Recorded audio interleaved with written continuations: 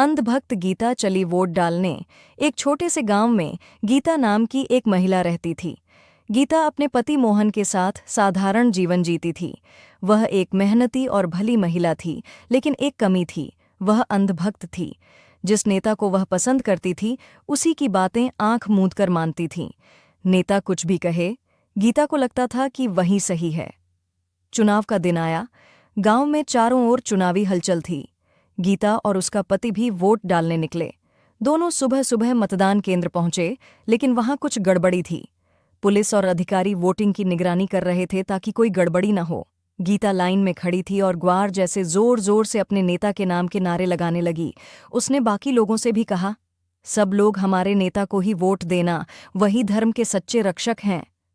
Police ने यह सुना तो पास आकर उसे रोका। बीबी, यहां प्रचार की इजाजत नहीं है, वोट निजी होता है। लेकिन गीता नहीं मानी। उसने बहस शुरू कर दी। हम तो सच्चे भक्त हैं, हमारा नेता भगवान के जैसा है। पुलिस ने उसे और उसके पति को समझाने की कोशिश की, पर जब वे न माने तो पुलिस को उसकी पिटाई करके रोकना पड़ा। गीता डर गई और रो पड़ी। तब एक पुलिस अधिकारी ने बहुत शांत स्वर में कहा, बहन, वोट किसी के नाम या धर्म के लिए नहीं होता। वोट देना मतलब अपने भविष्य का फैसला करना। सोचो, तुम्हारे बच्चे स्कूल जाएंगे या नहीं, अस्पताल ठीक हैं या नहीं, सड़कें बनेंगी या नहीं, यह सब उसी पर निर्भर करता है कि तुम किसे चुनती हो। गीता चुप हो गई। उसकी आंखों में आंसू थे, पर दिमाग में एक नई बात घूमने लगी। उसने पहली बार सोचा कि सच में उसने कभी यह नहीं सोचा था कि नेता का असली काम क्या होता है। वोट डालने के समय उसने मन शांत किया और पहली बार सोच समझकर वोट डाला। उस उम्मीदवार को जो राज्य में स्कूल और अस्पताल बनाने की बात करता था। जब परिणाम आए तो वही उम्मीदवार जीता। धीरे धीरे गांव में सड़कें बनी, बच्चों के लिए स्कूल खुला और अस्पताल में दवाइयां आने लगीं। गीता को गर्व हुआ। वह दिन से गीता गांव की औरतों को समझाने लगी, भक्ति अपनी जगह ठीक है, पर वोट समझदारी से देना चाहिए। वोट धर्म या जाति पर नहीं, काम पर दो। धीरे धीरे पूरा गांव जागरूक हुआ। अगले चुनाव में गांव के हर व्यक्ति ने सोच समझकर वोट डाला और गीता का नाम गांव में जागरूक गीता पड़ गया। वह जो कभी अंधभक्त थी, अब सबकी आंखें खोलने वाली बन गई थी। एक समय की बात है। रामपुर नामक गांव में एक बूढ़ी औरत और उसका बेटा रहता था। उसका नाम मदन था। उसकी माँ अपने बेटे की वजह से बेहद परेशान रहती थी। वह कोई काम धाम तो करता नहीं था, उल्टा सारा दिन सोता ही रहता था। उसके इस बर्ताव के कारण उसकी माँ बहुत परेशान रहती थी। एक दिन की बात है। मदन की माँ उससे बोली, मदन उठ जा, सुबह हो गई, कहीं जाकर कुछ काम धाम तो ढूंढ। मदन अपनी माँ की बात सुनकर अनसुनी कर देता है और कहता है, क्या माँ, तुम भी फिर शुरू हो गई?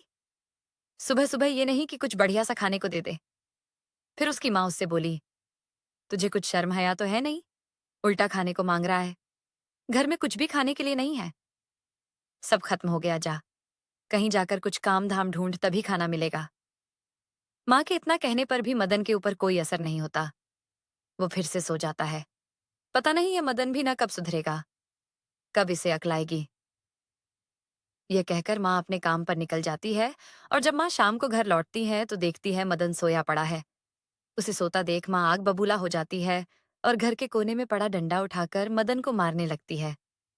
मदन जोर से चिल्लाता हुआ, हाय मर गया रे, आप मार डाला ही, कोई तो बचाओ, मामा मुझे क्यों मार रही हो, मैंने तो कुछ भी नहीं किया।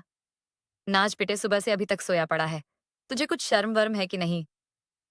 तभी कुछ गांव वाले मदन के रोने की आवाज सुनकर इकट्ठा हो जाते हैं और कहते हैं, अरे क्या हुआ मदन की माँ, इसे क्यों पीट रही हो?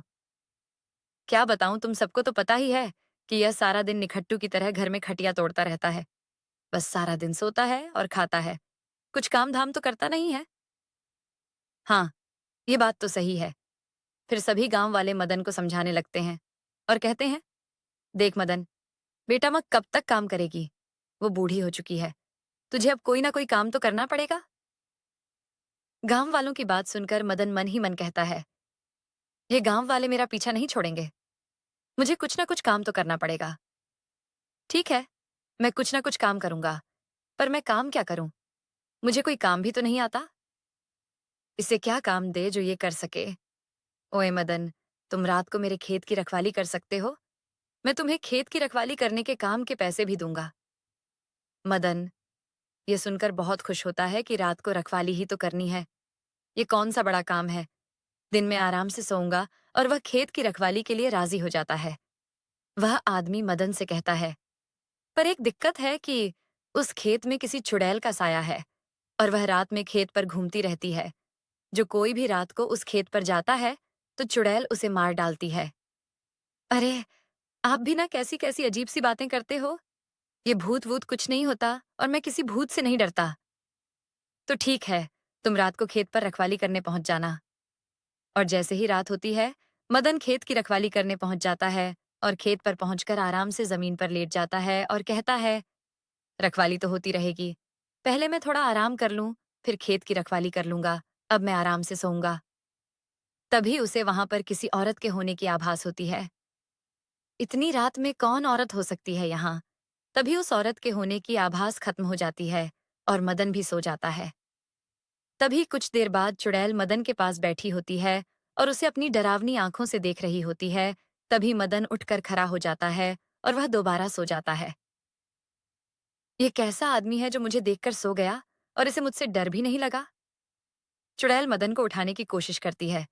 मदन बड़ी मुश्किल से उठता है और जैसे ही वह चुड़ैल को देखता है तो वह डर जाता है। चुड़ैल, चुड़ैल, चुड़ैल। हाँ, मैं चुड़ैल हूँ। अब मैं तुझे खाऊंगी। मुझे खाकर तुम्हें क्या मिलेगा? मैं तुझे खाकर और भी ताकतवर बन जाऊंगी। मैं तो एक सूखा सा आदमी हूँ और मैंने कई दिनों से खाना भी नहीं खाया, तो मुझे खाकर तुम्हें ताकत कहाँ से मिलेगी? चुड़ैल को मदन की बात सही लगती है और वह मदन से कहती है, तुम खाना क्यों नहीं खाते? तुम खाना खाओगे, तभी तो मैं तुम्हें खाऊंगी। इतने दिनों बाद तो मुझे शिकार मिला है। खाना कहाँ से खाऊं? आज ही तो मैं खेत पर काम करने आया हूँ। काम करूंगा, तभी तो मुझे पैसे मिलेंगे। उन पैसों से मैं खाना खाऊंगा। मदन बड़ी चतुराई और हिम्मत दिखाकर चुड़ैल से कहता है, तुम मुझे खा लेना, लेकिन उससे पहले पहले मुझे खेत का काम खत्म करना है, फिर तुम मुझे खा सकती हो। ठीक है, तुम खेत का काम खत्म कर लो, फिर मैं तुम्हें खाऊंगी। मदन डरते डरते खेत में काम करने लग जाता है। साथ में उसे उस चुड़ैल से भी डर लग रहा था कि कहीं चुड़ैल उसे खा ना जाए। ऐसा करते करते सुबह हो जाती है और चुड़ैल भी चली जाती है, क्योंकि चुड़ैल रात को खेत में आती थी और सुबह होने से पहले वह चली जाती थी। ये देख मदन की जान में जान आ जाती और वह अपने घर चला जाता है और घर पहुंचकर चुपचाप खड़ा हो गया। क्या हुआ, क्यों चुप डरे हो? कोई भूत देख लिया? माँ पूछी। क्या माँ भूत नहीं, चुड़ैल देखी है। चुड़ैल पागल वागल हो गया है क्या? अभी तो एक ही रात काम किया है, थक गया। बस माँ, मैं सही कह रहा हूँ। मैंने खेत पर चुड़ैल को देखा है। वो मुझे खाने वाली थी। बड़ी मुश्किल से मैं अपनी जान बचाकर आया हूँ। ये सब तेरे काम ना करने के बहाने हैं, लेकिन तू चाहे कितना बहाना बना ले, काम तो तुझे करना ही पड़ेगा। मदन बेचारा माँ को कहता ही रह जाता है, पर माँ मदन की बातों का यकीन नहीं करती। और तभी मदन को भूख भी लगी थी। तभी मदन माँ से कहता है, माँ, बहुत जोरों की भूख लगी है, खाना ला दो। उसकी माँ मदन के लिए खाना लेकर आती है। मदन खाना देखकर खुश हो जाता है और वह खाना की तरफ देखने लगता है। तभी उसे चुड़ैल की बात याद आ जाती है और वह खाना छोड़ देता है। मदन, खाना क्यों छोड़ दिया बेटे? खाना अच्छा नहीं बना क्या? नहीं माँ, ऐसी बात नहीं है। खाना तो अच्छा बना है, पर मन नहीं है। और फिर मदन बिना खाना खाए भूखा ही रह जाता है। वह पूरी रात का जगा हुआ था, तो उसे नींद भी आ जाती है। और फिर रात को मदन की माँ मदन को जगाती है और कहती है, मदन, तू सोता ही रहेगा या खेत पर काम करने भी जाएगा? माँ, आज मैं खेत पर काम करने नहीं जाऊंगा। खेत पर चुड़ैल है। चुड़ैल? मैं तेरी एक नहीं सुनूंगी। इतनी मुश्किल से तो तुझे काम मिला है और तू काम करने के लिए मना कर रहा है। बस बहुत हो गया, अब जा खेत पर। मदन के इतना कहने पर भी माँ नहीं मानती और मदन को ना चाहते हुए भी खेत पर जाना पड़ता है। और खेत पर पहुंचकर वह जमीन पर बैठ जाता है और इधर उधर देखने लगता है कि कहीं चुड़ैल ना आ जाए।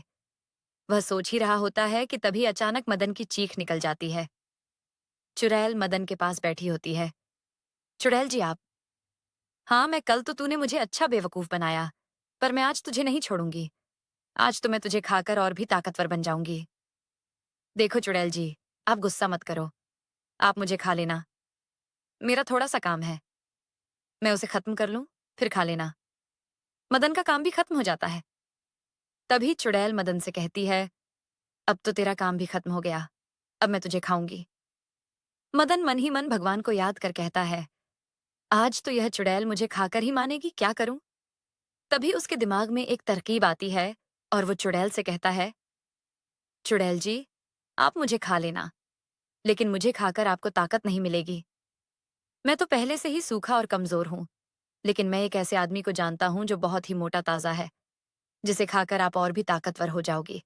उसकी झोपड़ी यहाँ से थोड़ी ही दूर है के लिए तुम्हें उसके घर जाना पड़ेगा। बस, कहीं तुम मुझे बेवकूफ तो नहीं बना रहे? अरे नहीं नहीं नहीं, मैं आपको कैसे बेवकूफ बना सकता हूँ? चुड़ैल मदन से कहती है, तुम मुझे उसके पास ले चलो। चुड़ैल मदन के साथ साथ जाने लगती है। मदन चुड़ैल को घुमा फिराक इधर उधर रास्ते से घुमा फिरा कर ले जाता है। उसे पता था कि थोड़ी ही देर में सुबह हो जाएगी कि और चुड़ैल भी चली जाएगी। और कितनी दूर है वह मोटा आदमी? भूख के मारे मेरा दम निकला जा रहा है। अब मुझसे और बर्दाश्त नहीं हो रहा। चुड़ैल बोली, बस बस, थोड़ी दूर और तभी सुबह हो जाती है और चुड़ैल भी गायब हो जाती है। मदन भी अपने घर पहुंच जाता है और अपनी माँ को खेत पर हुई घटना के बारे में बताता है। पर उसकी माँ मदन की बात पर यकीन नहीं करती और मदन फिर उस चुड़ैल से पीछा छुड़ाने की तरकीब सोचता रहता है। आज तो बच गया, लेकिन चुड़ैल आज रात मुझे पक्का मार कर खा जाएगी। वो मुझे नहीं छोड़ेगी। कुछ तो करना पड़ेगा। हाँ, कुछ तो करना पड़ेगा। सोचते सोचते उसे नींद आ जाती है और शाम हो जाती है। तभी उसकी माँ मदन को जगाती है। मदन, बेटा उठ, रात हो गई।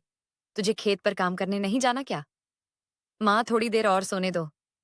और कितनी देर सोएगा, काम करेगा तभी तो पैसे मिलेंगे। मदन अपनी माँ की बात सुनकर खेत पर चला जाता है।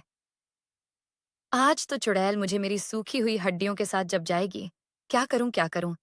वह मन ही मन चुड़ैल से पीछा छुड़ाने की तरकीब सोच ही रहा होता है। तभी उसे याद आता है, पास वाले कुएं के पास तांत्रिक बाबा की कुटिया है। क्यों ना चुड़ैल को बाबा के पास ले जाया जाए। फिर चुड़ैल आई और मदन को मारने लगी। तभी मदन बोला, मुझे मत मारो, मेरी इसमें कोई गलती नहीं है। अगर ऐसा होता तो मैं आपके पास दोबारा क्यों आता? चुड़ैल सोचती है, हम बात तो यह सही कह रहा है। फिर बोली, अब तो मैं तुझे ही खाकर अपना पेट भरूंगी, जिससे मुझे ताकत मिलेगी। हाँ हाँ, खा लेना। पहले मैं थोड़ा खाना तो खा लूं। अरे ये क्या, मैं अपना खाना तो वो पास वाली कुटिया में ही भूल गया। मदन चुड़ैल से कहता है, मैं अभी खाना लेकर आया। तुम मुझे हर बार बेवकूफ बनाते हो, पर इस बार मैं बेवकूफ नहीं बनूंगी। मैं भी तुम्हारे साथ चलूंगी। ठीक है, आप भी मेरे साथ चलो। चुड़ैल मदन के साथ साथ चलने लगती है। तभी मदन कुटिया के पास पहुंच जाता है और चुड़ैल से कहता है कि खाना कुटिया के अंदर है। मैं अभी खाना लेकर आया। तूने क्या मुझे पागल समझ रखा है? मैं भी तेरे साथ अंदर जाऊंगी। चुड़ैल मदन के साथ कुटिया में चली जाती है। वहां एक तांत्रिक बाबा बैठे होते हैं। वह अपनी शक्ति से पता लगा लेते हैं कि यह चुड़ैल खेत में रात को आदमियों को मारकर खा जाती है। तभी चुड़ैल मदन को गुस्से से देखती है और कहती है, अच्छा, तो यह तेरी चाल थी। मैं तुझे और इस बाबा को मारकर खा जाऊंगी। तभी तांत्रिक बाबा अपने हाथ में जादुई हथियार लेते हैं और चुड़ैल को उसी फरसा से मार डालते हैं। और मदन का भी चुड़ैल से पीछा छूट जाता है और वह खेत पर आराम से काम करने लगता है। ट्रैक्टर वाली चुड़ैल। गांव के बाहर पीपल के पेड़ के पास से जब कोई गुजरता था तो हवा जैसे अचानक भारी हो जाती थी। लोग कहते थे कि वहां किसी चुड़ैल का बसेरा है, लेकिन उमा और रानी उस बात को बस गांव वालों की गप्प समझती थीं। दोनों सहेलियां बचपन से साथ थीं, एक साथ खेतों में खेली थीं, साथ स्कूल गई थीं और अब शहर से कुछ दूर एक कॉलेज में पढ़ने जाती थीं। उमा के पिता बीमार रहते थे और घर की आर्थिक स्थिति बहुत कमजोर थी। वहीं रानी, जो हमेशा से हंसमुख और निडर थी, उमा की मदद के लिए हरदम तैयार रहती थी। दोनों ने मिलकर सोचा कि कॉलेज तक आने जाने के लिए हर बार बस का किराया देना मुश्किल है, तो क्यों ना कोई उपाय किया जाए। रानी के चाचा के पास एक पुराना ट्रैक्टर पड़ा था, जो अब खेतों में इस्तेमाल नहीं होता था। दोनों ने चाचा से बात की और बड़ी मुश्किल से वो ट्रैक्टर चलाने की अनुमति मिल गई। उसी दिन से दोनों सहेलियां हर सुबह ट्रैक्टर लेकर कॉलेज जातीं। उमा चलाती और रानी साथ बैठती। दोनों रास्ते भर गाना गाती, हंसती, सपने बुनती। एक दिन कॉलेज से लौटते वक्त रास्ते में बहुत तेज बारिश शुरू हो गई। सड़क फिसलन भरी थी। उमा ने ट्रैक्टर धीरे चलाने को कहा, लेकिन रानी हमेशा की तरह बोली, अरे डर मत, तू संभाल लेगी। लेकिन उसी पल सामने एक बड़ा गड्ढा आया। ट्रैक्टर बेकाबू हुआ और उमा किसी तरह कूद कर बच गई। रानी नहीं बच सकी। गांव में शोर मच गया। उमा बेसुध पड़ी रही कई दिनों तक। वह खुद को दोष देती रही। अगर मैं थोड़ा ध्यान देती, अगर मैं ट्रैक्टर रोक लेती। धीरे धीरे जिंदगी ने उसे फिर कॉलेज लौटने पर मजबूर किया, लेकिन अब ट्रैक्टर के पास जाते ही उसका दिल कांप उठता था। उसने कसम खाई कि अब कभी ट्रैक्टर नहीं चलाएगी। लेकिन एक दिन सपने में फिर कॉलेज जाने लगी। उसमें रानी वहीं जो चुड़ैल रूप में खड़ी थी, मुस्कुरा रही थी। बोली, डर मत उमा, मैं यहीं हूं तेरे साथ। उमा पसीने पसीने हो गई। उसने सोचा ये बस कल्पना होगी।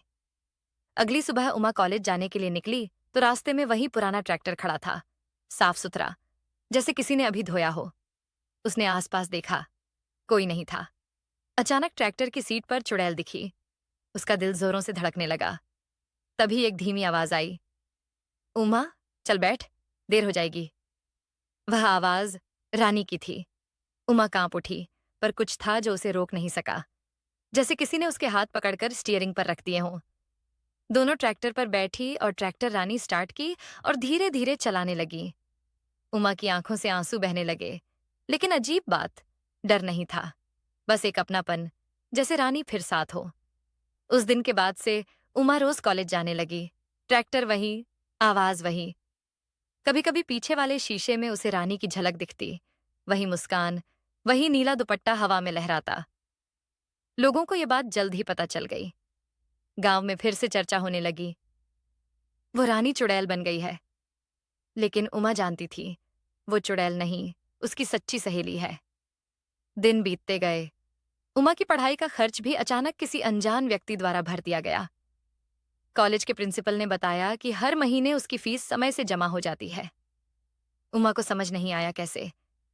एक दिन उसने रात में देखा, घर के बाहर ट्रैक्टर खड़ा था और उसके पास एक चुड़ैल जा रही थी। वो रानी थी। उसी समय उसके पिता की तबीयत और बिगड़ गई। इलाज के पैसे नहीं थे। उमा ने चुड़ैल की तरफ देखा और रोते हुए कहा, रानी, अब मैं क्या करूं? अगले ही दिन अस्पताल से फोन आया, आपके पिता का इलाज किसी ने पूरा जमा कर दिया है। उमा सब समझ गई। रानी अब भी वहीं थी, बस रूप बदल गया था। लेकिन एक दिन कॉलेज जाते वक्त ट्रैक्टर अचानक रुक गया। उमा ने पूछा, क्या हुआ रानी? धीरे से हवा में आवाज आई, मेरा वक्त पूरा हो गया उमा, अब तू संभाल ले। नहीं, तू ऐसे कैसे चली जाएगी? उमा चिल्लाई। रानी मुस्कुराई, मैं गई कहाँ हूं? जब भी तू ट्रैक्टर चलाएगी मैं हवा में तेरे बालों को छू लूंगी। ट्रैक्टर फिर धीरे धीरे चल पड़ा, लेकिन अब उमा अकेली थी, या शायद नहीं। उमा ने पढ़ाई पूरी की, कॉलेज में अव्वल आई। उसने गांव में रानी ट्रैक्टर और गाड़ी का काम शुरू किया। हर गाड़ी के आगे उसे एक चुड़ैल दिखता था, जो रानी की याद में दिखता था। लोग अब उसे ट्रैक्टर वाली दीदी कहते। वो गरीब लड़कियों की फीस भरती, उनके पिताओं के इलाज करवाती, जैसे रानी उसके लिए करती थी। कभी कभी जब रात को वह ऑफिस में बैठी होती तो खिड़की से हल्की सी हवा आती, जैसे कोई कह रहा हो, चल उमा, कल फिर खेत की सैर पे चलें। उमा मुस्कुरा देती, हाँ रानी, चलेंगे, जैसे पहले जाते थे। रहस्यमयी गुफा का राज। एक छोटा सा गांव था, जादूनगर। यहाँ सब कुछ शांत था, लेकिन इस शांति के पीछे छिपी थी एक ऐसी कहानी जिसके बारे में सिर्फ बुजुर्ग लोग चुपचाप बातें करते थे। गांव के पास एक पुरानी रहस्यमयी काली गुफा थी, जिसके अंदर आज तक जो गया वो कभी लौट कर नहीं आया। एक दिन रामू की दादी ने उसे एक पुरानी किताब दी, जिसमें उस गुफा का जिक्र था। रामू को पता चलता है कि उसके दादाजी भी उस गुफा के राज को जानना चाहते थे, लेकिन उनकी मौत अचानक हो गई थी। रामू ने दादी से पूछा, दादी, दादाजी भी उस रहस्यमयी गुफा का राज जानना चाहते थे ना? दादी बोली, हाँ बेटा, लेकिन तुम क्यों पूछ रहे हो? दादी, मैं भी उस गुफा के रहस्य को जानना चाहता हूं, मैं वहां जाऊंगा। दादी घबरा गईं। नहीं बेटा, वहां जो भी जाता है वो लौट कर नहीं आता। भगवान न करे तुझे कुछ हो जाए। रामू मुस्कुराते हुए बोला, दादी आप चिंता मत करो, आपका रामू उस गुफा का राज खोलकर ही लौटेगा। बहुत मनाने के बाद दादी मान गईं। अगले दिन रामू ने अपने दोस्तों नेहा और रोहित को सब बताया। नेहा बोली, रामू वो जगह बहुत खतरनाक है। रोहित ने कहा, हाँ यार वहां जाना ठीक नहीं होगा। रामू बोला, मुझे डर तो लगता है, पर मैं ये रहस्य इसलिए सुलझाना चाहता हूँ क्योंकि दादाजी की आखिरी इच्छा यही थी। नेहा और रोहित ने एक दूसरे की तरफ देखा और बोले, अगर ऐसा है तो हम तुम्हारे साथ चलेंगे। रात के अंधेरे में जब पूरा गांव सो रहा था, तीनों दोस्त धीरे धीरे गुफा के पास पहुंचे। गुफा का मुंह सदियों से बंद था, पर आज उसके पत्थर खुद ब खुद हट गए, मानो किसी ने उन्हें बुलाया हो। अंदर घुप अंधेरा था, बस एक हल्की सी रोशनी चमक रही थी। नेहा बोली, यहाँ तो सब ठीक लग रहा है। रामू बोला, नहीं कुछ तो गड़बड़ है। तभी एक भारी आवाज गूंजी, कौन हो तुम लोग? तीनों घबरा गए और भागने लगे। रास्ते में नेहा की नजर एक पुराने बक्से पर पड़ी। रुको, वो देखो बक्सा, उसने कहा। बक्सा खोलने पर उन्हें एक बहुत पुरानी किताब मिली। रामू ने किताब खोली और पढ़ने लगा। उसमें लिखा था कि इस गुफा में एक राजा पत्थर के रूप में कैद है और उसे सिर्फ एक सच्चा इंसान ही मुक्त कर सकता है। रामू बोला, दोस्तों शायद हमें जो आवाज आई थी वो उसी राजा की थी। तीनों वापस उसी जगह पहुंचे। कौन हो तुम? रामू बोला। आवाज आई, घबराओ मत बच्चों, मैं तुम्हें नुकसान नहीं पहुंचाऊंगा। मैं एक समय का राजा था। मेरे पास एक जादुई छड़ी थी जिसे मैंने लोगों की भलाई में इस्तेमाल किया, लेकिन एक पाखंडी बाबा ने धोखे से वो छड़ी मुझसे ले ली और मुझे पत्थर बना दिया। नेहा ने पूछा, महाराज यहां आने वाले लोगों की मौत क्यों हो जाती है? राजा बोले, क्योंकि इस गुफा पर उस बाबा ने जादू किया है। यहां जो आता है वो तब तक बाहर नहीं जा सकता जब तक उसका दिल सच्चा ना हो। रामू बोला, अगर सच्चे इंसान से यह जादू टूट सकता है तो हम कोशिश करेंगे। राजा बोले, बेटा अगर तुम असफल रहे तो तुम भी पत्थर बन जाओगे। रामू ने दृढ़ता से कहा, मुझे खुद पर और अपने दोस्तों पर भरोसा है। फिर उसने पत्थर को छुआ और एक तेज रोशनी फैली। राजा फिर से इंसान बन गए। राजा ने तीनों को आशीर्वाद दिया और कहा, तुम्हारे साहस और सच्चाई से यह गुफा अब शाप मुक्त हो गई है। जब तीनों गांव लौटे तो सबने उनका स्वागत किया। गांव वाले बोले, रामू, नेहा और रोहित ने वो कर दिखाया जो कोई नहीं कर सका। रामू की दादी की आंखों में खुशी के आंसू थे। अब जादूनगर हमेशा के लिए डर और रहस्य से मुक्त हो गया था।